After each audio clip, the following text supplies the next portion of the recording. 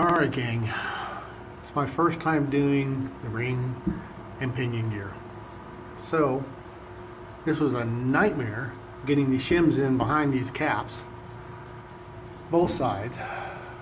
There's some kind of ridge over here where you got to have these in first, and then you got to push it all the way back in there, and then this side you got to sandwich all the shims between two thicker ones and put those in last.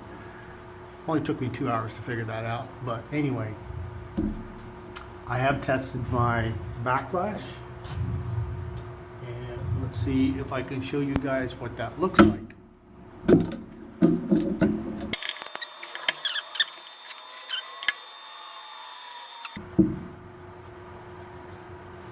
0.009. Reading it upside down, by the way. Not bad. It's supposed to be 6 to 10 thousandths, so I think I'm good. Alright, so that's set. Now we're going to check our pattern.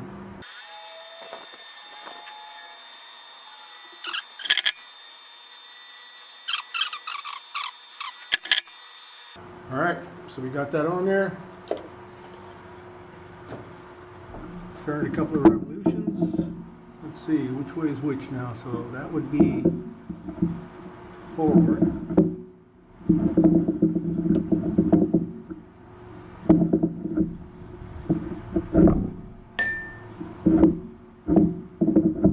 What is that bind? That is not good.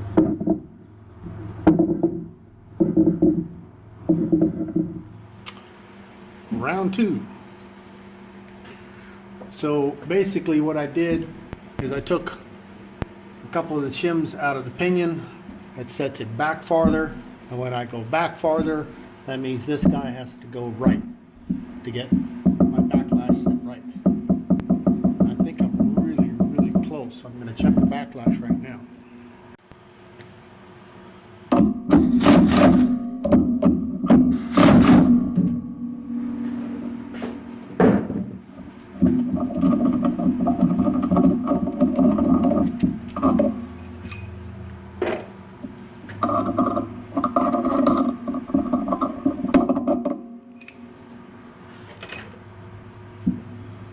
Alright, get this side out first.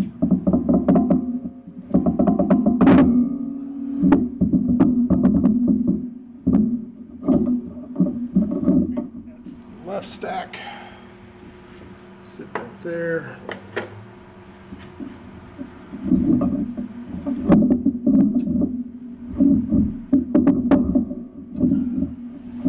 Come out of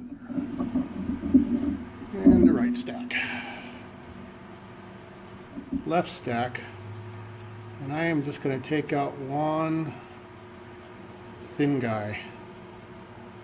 That guy right there, super thin, and that's going to go in between.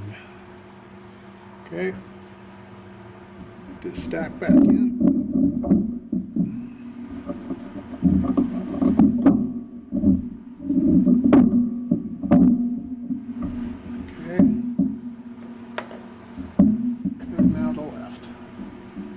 I tell you, a lot of people are saying you got to hold the shims on both sides of this pumpkin, all the shims, the race, and the pumpkin at the same time and put that in. Let me tell you, that's near impossible, at least for me. I found it much easier to do it this way.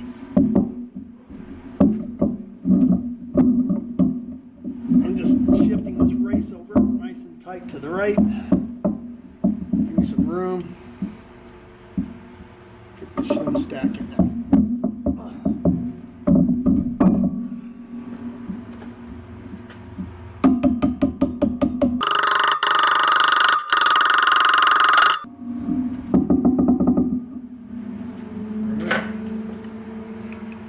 Caps back in.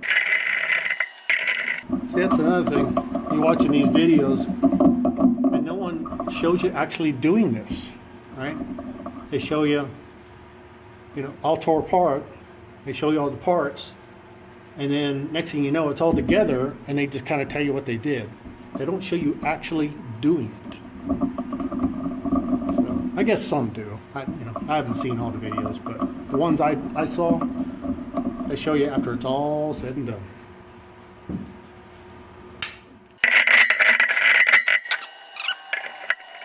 I tell you, this guy right here, you think this is super expensive? This little clamp here, where the whole arm comes loose with one dial right here, is 19 bucks. That, I believe, is 35 bucks. This is not expensive at all. It's really, really cheap. All right. Zero that out somewhat.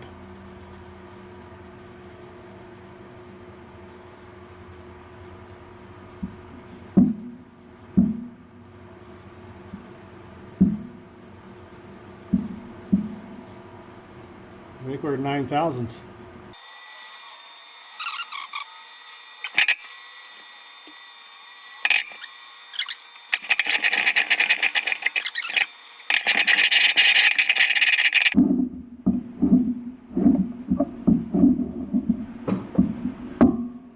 Reverse looks good.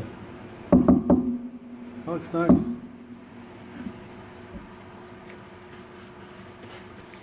I'll give you a closer look here. That's forward.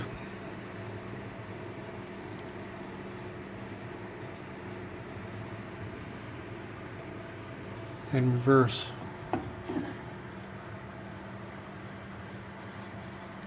Reverse definitely looks, or coast they call it. Coast actually looks better than forward.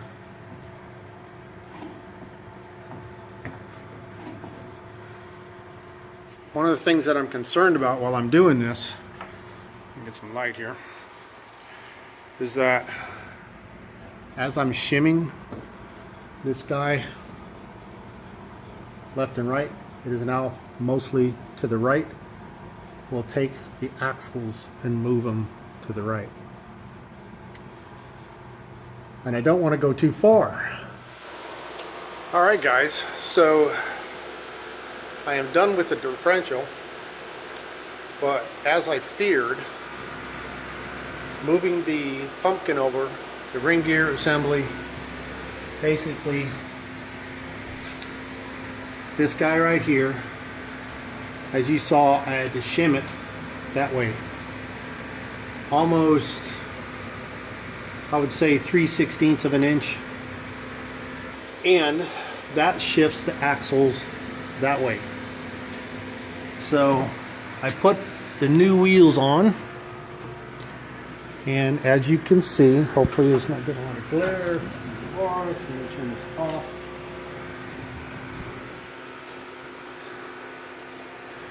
And let me get the right angle here. Ain't going to fit. That's like almost 3/4 of an inch of clearance. You seeing that? So I've shifted the axles over way too far, which means I need a ring gear shim of at least 1/4 of an inch. You have to see what kind of kit's available. I really have no idea. I've never done this before, so. But she's way too far over. All right, so these guys are not staying on here. Put the original wheels back on.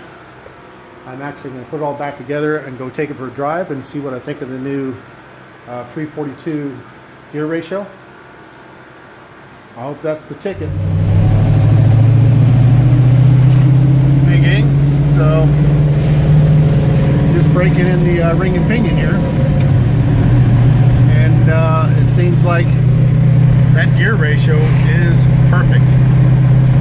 So it's a 342, and I am at 45 miles an hour, 2,000 RPM.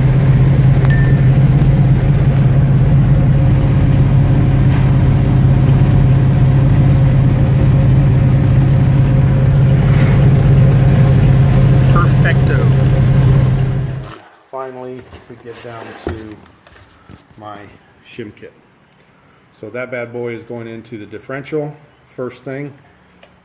It's not a full 1/4 inch. This is a 0.20, so 2/10 of an inch.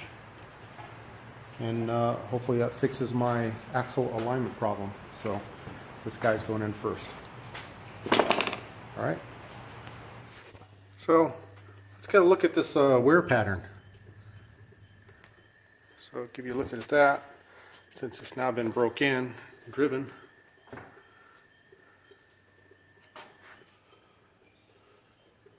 think it looks really good.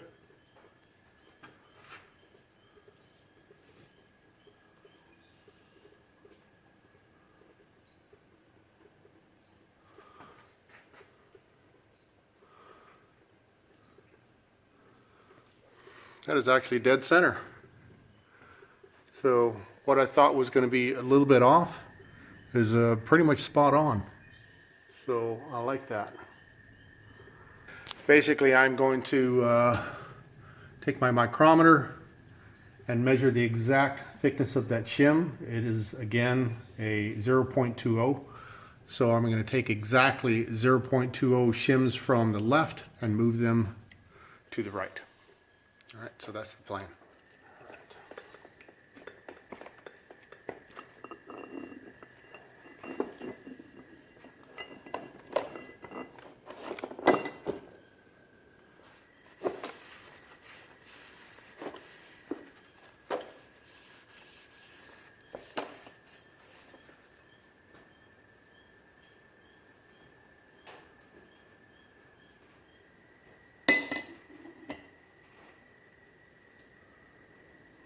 Okay, that lines up perfectly.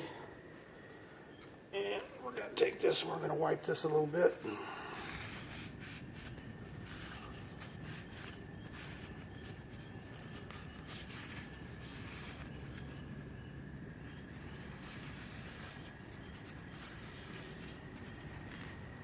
Okay.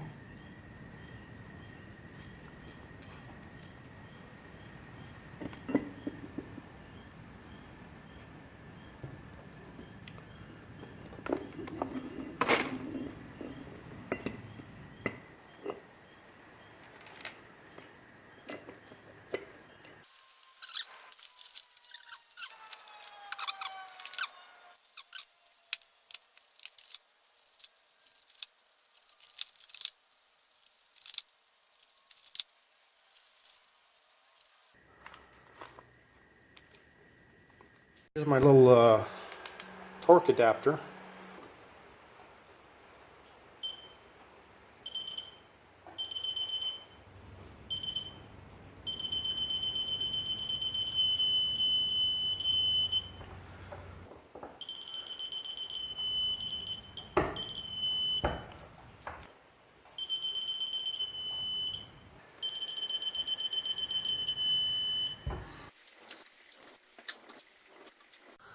All right, so I've moved this over 2/10 of an inch. That's actually quite a bit. It's a good quarter of an inch or so shimmed back. So I've got those sit in there, and I've got my other set sitting over here, quite a bit smaller now. So that's going to shift everything to the left, right where I want it. So let's get this bad boy in. Oh.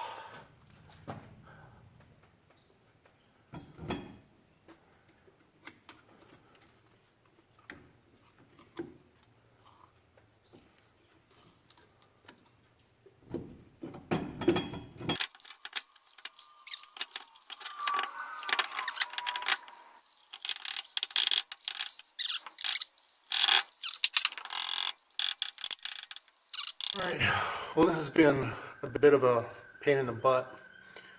I finally got the shims back in there. It's not quite so tight now. I've got a little backlash, which is exactly what I want. So I'm going to get the carrier caps on, and then we're going to check backlash and pattern. Okay.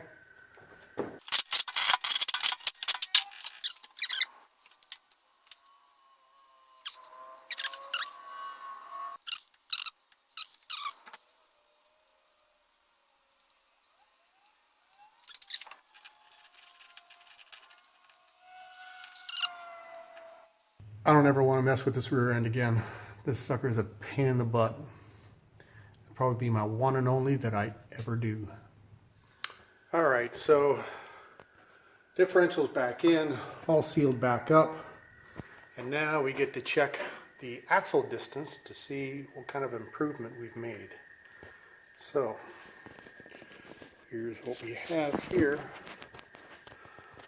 Drum spacing, you can see the edge right there. Basically what we're looking for is identical to the other side. Okay, so what is that? Half an inch?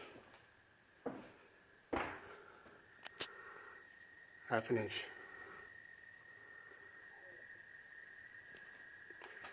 I'd say it looks real good. That is right back to center. So now, let's put some wheels on, bolt them up, see where we fit. Alright, they're on and we're down, weight is on. They look good. I like how that looks.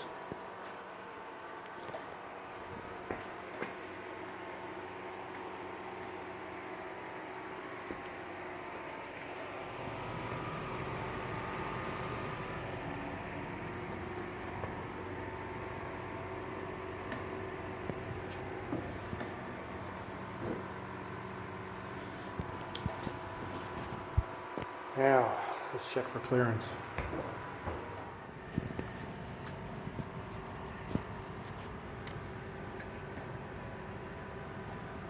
We are definitely good there.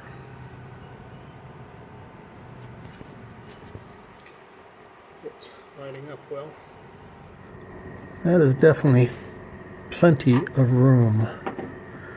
No doubt about it. I think I have about an inch up there. And about a half inch there. All right, let's check the other side.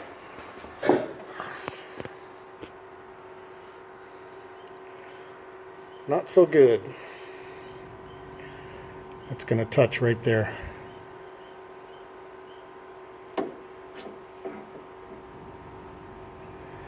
That will touch right there. So I think I got to trim that. I'm going to trim that out from here on over. So this axle is definitely shifted. As you can see here, I got a gigantic amount of room here. That's almost 2 inches. Inch and a half, inch and 3/4. Tons of room on the inside. I can't even stick my finger in there. Can't even put my pinky in there.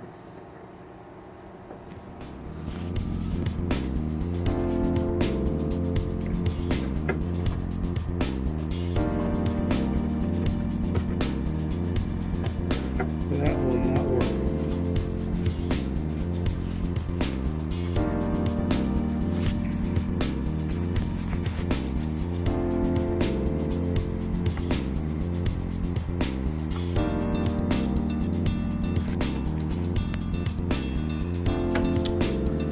Way too tight. Way too tight.